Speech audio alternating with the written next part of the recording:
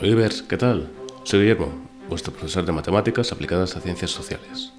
En el vídeo de hoy vamos a ver la resolución del examen de la convocatoria extraordinaria de Matemáticas aplicadas a las Ciencias Sociales del año 2022. Vamos a ello.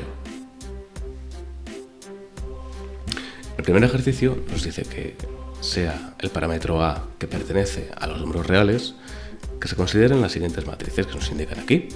Y nos piden dos cosas. En primer lugar, determinar qué valores tiene que tomar el parámetro A para que la matriz A tenga inversa, y luego resolver una ecuación matricial. En el caso del apartado A, para resolverlo, lo único que tenemos que hacer es calcular el determinante de la matriz A. Este lo igualamos a 0 y de ahí despejaremos el parámetro A. En este caso nos queda que ese parámetro vale 0. Y a partir de aquí tenemos que plantear la resolución en base a un sistema de casos. Tenemos dos posibilidades. O bien que el parámetro sea igual a 0 o bien que sea distinto de 0. Si el parámetro es igual a 0, la matriz no tiene inversa porque ese determinante es nulo. Y en caso contrario, si el parámetro es distinto de 0, el determinante es no nulo y en consecuencia sí tiene inversa.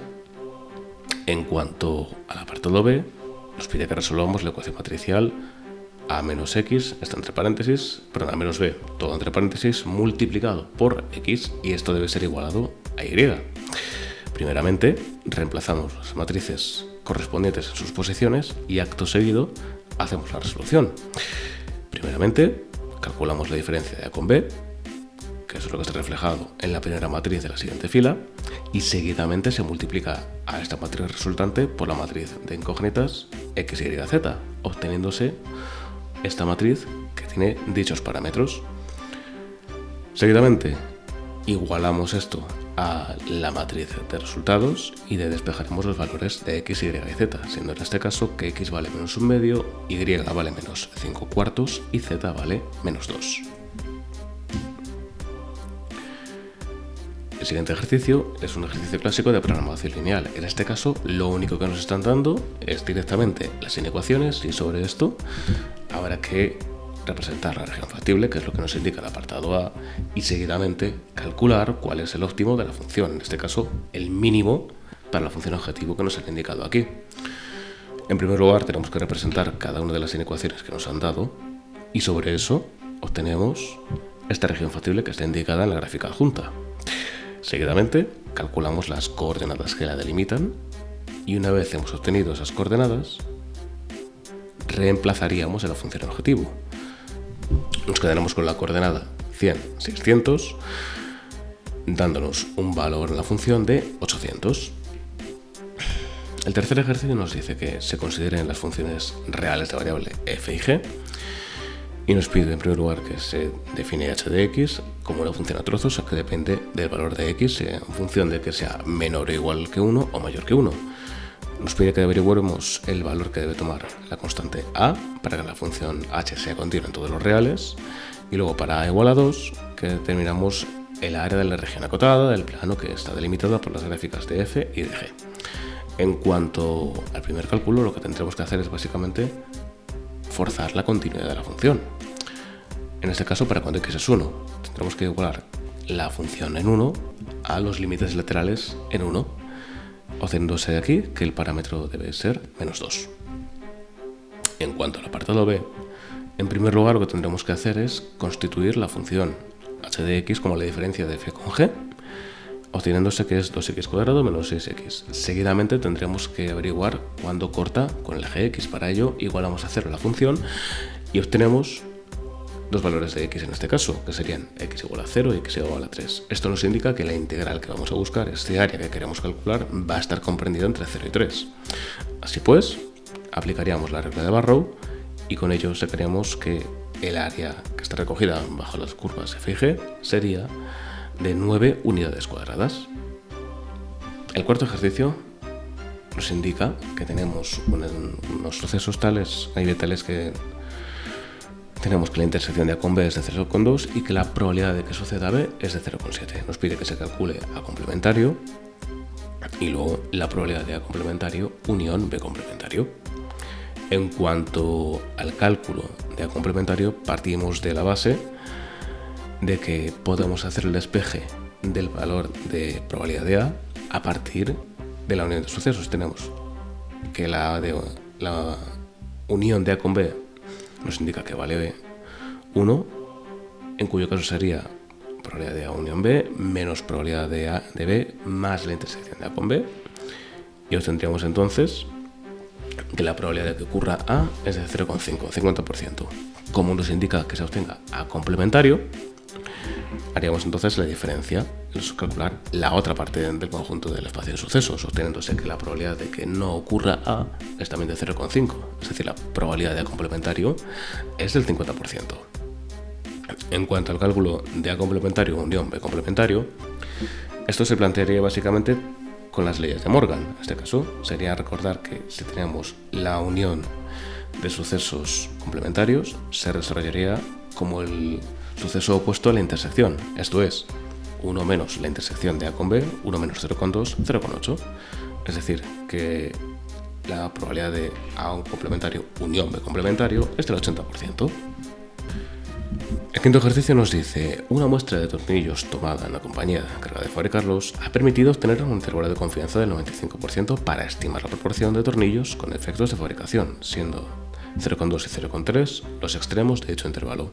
Nos piden calcular, por una parte, cuál es la proporción de tornillos que tienen el error y sobre esto dar una cota de error, y luego, usando el nivel de confianza que tenemos aquí, indicar cuál sería el error máximo de estimación si la muestra hubiera sido de 700 tornillos. Si queremos averiguar cuál es el error de estimación, esto simplemente es obtener el término medio de la longitud del intervalo, esto es, sumamos los extremos del intervalo, dividimos entre 2 y justo el punto medio es donde se encontrará este error de estimación. Sobre esto, para determinar cuál es la cota del error, tendremos que tomar uno de los extremos y sacar la diferencia. En este caso hemos tomado el extremo superior y al extremo superior le hemos restado este error de estimación, obteniéndose que la cota del error es del 5%. En cuanto al apartado B, si queremos averiguar cuál es el error de estimación, tenemos que hacer el siguiente procedimiento. En primer lugar, tenemos que determinar el valor de z de alfa medios. Para eso tenemos que tener en cuenta que nos indicaban que la confianza del intervalo era del 95%. Hacemos la secuencia y llegamos a que z de alfa medios vale 1,96. En base a eso, haríamos el reemplazo de los datos, la función o la fórmula del cálculo del error, mejor dicho, y tendríamos que este error es de 0,0321, o lo que es lo mismo, un 3,21%. Por tanto, el error de estimación para la muestra de 700 tornillos con una confianza del 95% es de un 3,21%. Pasando a la opción B, nos indica el primer ejercicio. Considera el sistema de ecuaciones lineales dependiente del parámetro A, que pertenece a los números reales. Nos pide que se discuta el sistema en función de los valores que toma el parámetro A y resolver el sistema para cuando el parámetro vale 0. Vale, en primer lugar, si queremos determinar cuál es el tipo de sistema que nos queda, cuál es el grado de compatibilidad, tenemos que tomar el determinante de la matriz A, lo igualamos a 0 y despejamos el parámetro. En este caso nos queda que A vale 1 o que A vale menos 1. Y a partir de ahí plantearíamos una discusión de casos. El primer caso sería siempre cuando A sea distinto de los resultados que nos quedó. Por tanto, si A es distinto de 1 y A es distinto de menos 1, tanto el determinante de la matriz A como el de la matriz A ampliada son ambos diferentes de 0, en cuyo caso su rango máximo es 3 y por tanto coincide con el número de incógnitas. En consecuencia es un sistema compatible determinado, un sistema con solución única. El segundo caso sucedería cuando el parámetro A vale 1. Si es así, la matriz A vale 0. En este caso el motivo, por el determinante de la matriz A vale 0. El motivo, porque la fila 1 y la fila 3 son idénticas, en cuyo caso tendríamos que hacer el cálculo de un valor complementario de orden 2 para revisar si ese determinante es igual o distinto de 0. En este caso hemos obtenido que este determinante es distinto de 0, en cuyo caso el rango de la matriz A es 2. Seguidamente tenemos que revisar el determinante de la matriz ampliada. Reemplazamos la columna de soluciones, en este caso la tercera columna, y resolvemos el determinante y vemos que también nos queda que es 0. Esto se debe a que nuevamente sucede que la fila 1 y la fila 3 son idénticas. Y además sucede que la columna 2 y la 3 también son proporcionales en este caso. En cuyo caso tendremos que descartar una de las dos. Sea cual sea el descarte que realicemos, obtendremos que el determinante del menor complementario que vamos a calcular es distinto de 0, indicándonos que el rango de la matriz ampliada también es 2, y en consecuencia el rango de ambas matrices es el mismo, pero es menor que el número de incógnitas, en cuyo caso es un sistema compatible indeterminado, un sistema de infinitas soluciones. Finalmente, para cuando A es igual a menos 1, nos quedaría la matriz de la siguiente manera, y nuevamente el determinante de la matriz A será igual a 0. En este caso se debe a que la columna 1 y la 3 son proporcionales. Sobre esto tendremos que descartar alguna de las dos columnas, resolveríamos el determinante de un menor complementario y obtenemos que ese determinante tiene un resultado distinto de 0. Por tanto, el rango de la matriz A es 2. Seguidamente resolveríamos el determinante de la matriz ampliada reemplazando la columna de soluciones, en este caso la tercera, y obtenemos un resultado que es distinto de 0, indicándonos entonces que el rango de la matriz ampliada es 3. Como los rangos no coinciden, el sistema es incompatible, no tiene solución. En cuanto a lo que nos indica el apartado B, primeramente, como nos están obligando a que el parámetro A sea 0, reemplazaríamos el valor del parámetro en la ecuación que nos quedó del determinante de la matriz A, obteniéndose que ese determinante vale 1. Seguidamente, calcularíamos las matrices correspondientes a sub x, a sub y y a sub z, y con ello tendríamos que la solución del sistema será que x vale 0, y vale 0 y z vale 2.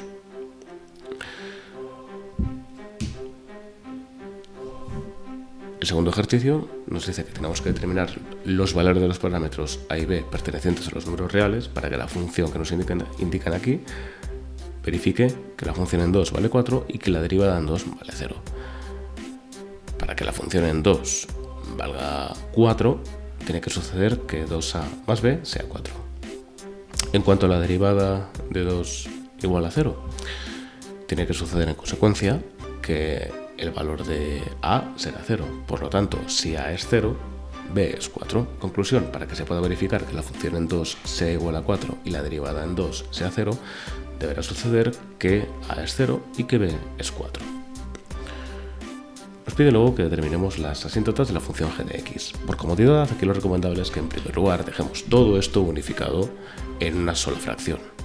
En base a eso, tenemos que comprobar las asíntotas verticales, horizontales y oblicuas en caso de ser necesario.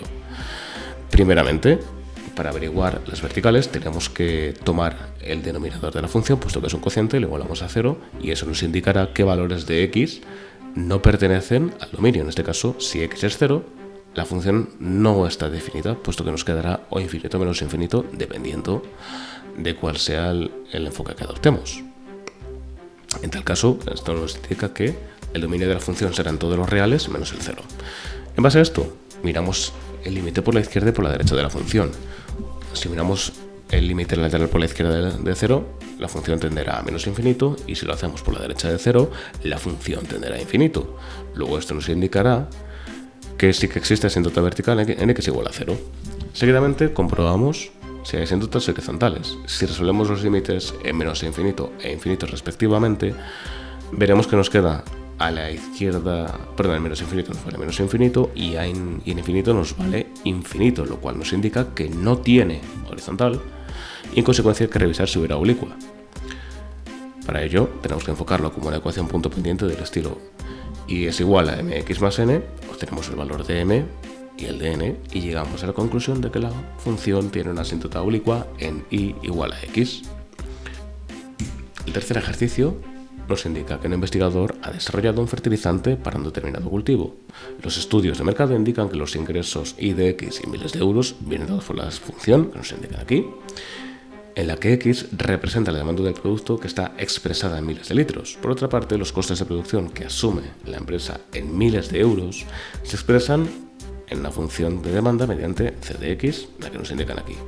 Nos piden que calculemos en primer lugar una función del beneficio en términos de la demanda X y luego por otra parte determinar qué cantidad de producto debería venderse para que se maximice y que se obtenga ese máximo beneficio, y por otra determinar qué valores tendría que tener la cantidad demandada de fertilizante para que el coste medio C de X entre X no supere los 10.000 euros.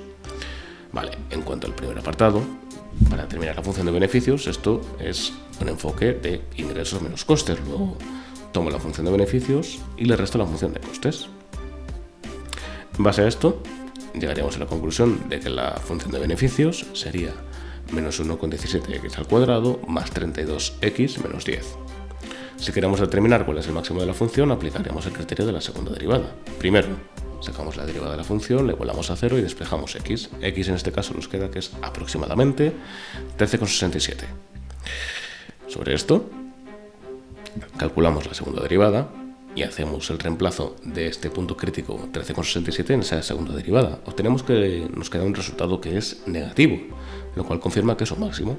Por tanto, este beneficio máximo se situará en 13.670 litros.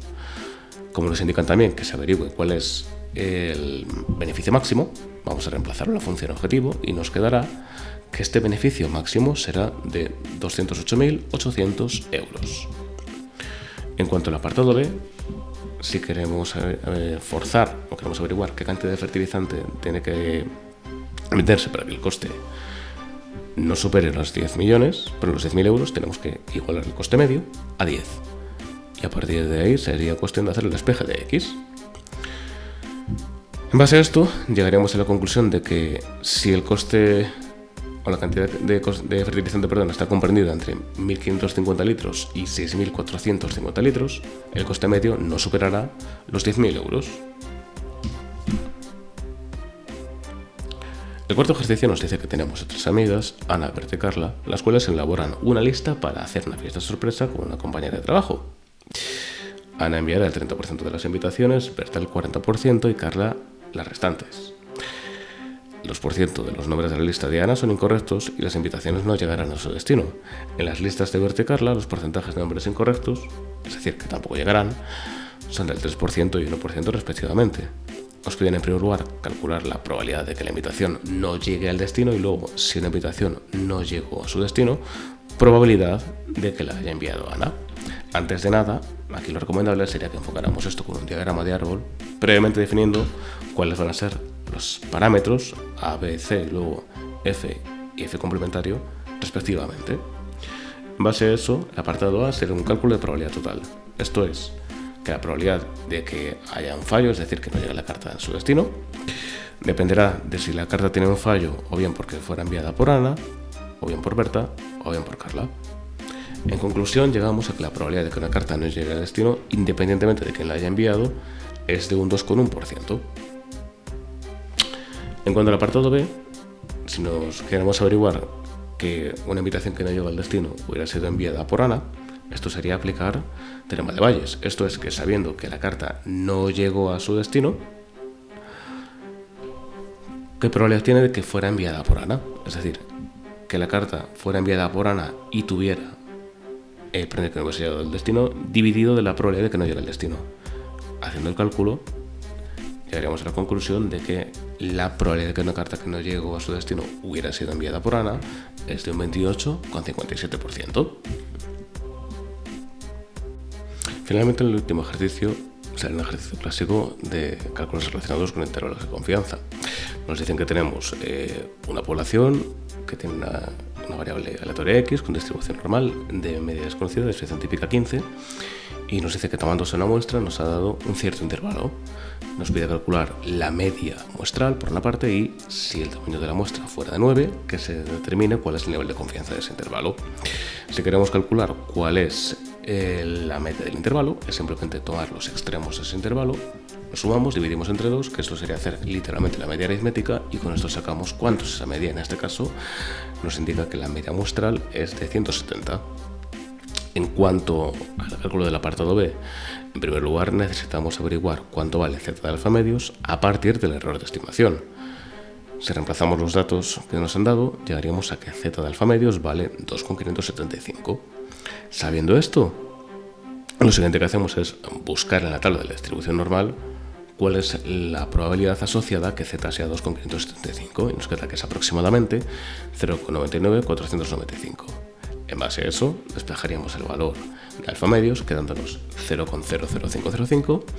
En base a este cálculo, a su vez, nos quedaría que alfa es aproximadamente 0,0101, en cuyo caso 1 menos alfa, es decir, nuestro nivel de confianza es de aproximadamente 0,9899 o lo que es lo mismo, un 98,99%.